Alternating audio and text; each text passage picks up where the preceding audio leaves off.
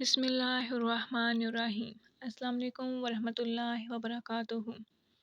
رمضان مبارک کا بابرکت مہینہ ہمیں ایک سنہری موقع دیتا ہے کہ ہم اپنی زندگی کے بارے میں سوچیں کہ ہم جنت کے راستے پر ہیں یا جہنم کی طرف جا رہے ہیں۔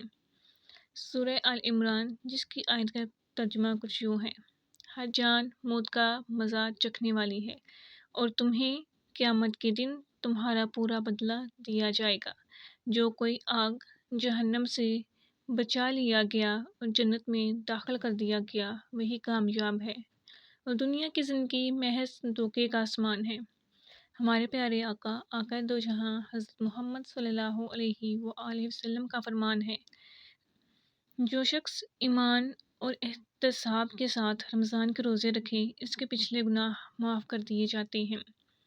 رمضان صرف روزے رکھنے کا نام نہیں بلکہ یہ ایک ٹریننگ پیریڈ ہے جہاں ہم اپنی آخرت کی تیاری کر سکتے ہیں، لیکن افسوس بعض لوگ یہ سنہری موقع ضائع کر دیتے ہیں۔ دو کردار: نیک انسان اور غافل انسان۔ ایک شخص روزے رکھتا ہے، قرآن پڑھتا ہے، نماز قائم کرتا ہے، صدقہ دیتا ہے اور اپنے اخلاق کو بہتر بناتا ہے۔ دوسرا شخص روزے تو رکھتا ہے مگر گناہوں سے نہیں بچتا، زبان سے دوسروں کو تکلیف دیتا ہے، جھوٹ بولتا ہے اور وقت ضائع کرتا ہے۔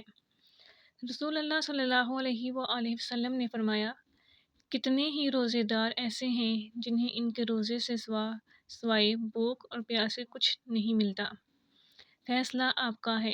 یہ رمضان ہمیں سوچنے کا موقع دیتا ہے: کیا میں اپنی زندگی کو جنت کے راستے پر لا رہا ہوں یا نہیں؟ کیا میرے اعمال ایسے ہیں جو مجھے جہنم کی آگ سے بچا سکیں؟ آئیے اس رمضان میں اللہ سے سچی توبہ کریں، نیک اعمال کریں اور دعا کریں کہ اللہ ہمیں جنت کی راہ پر چلنے کی توفیق دے۔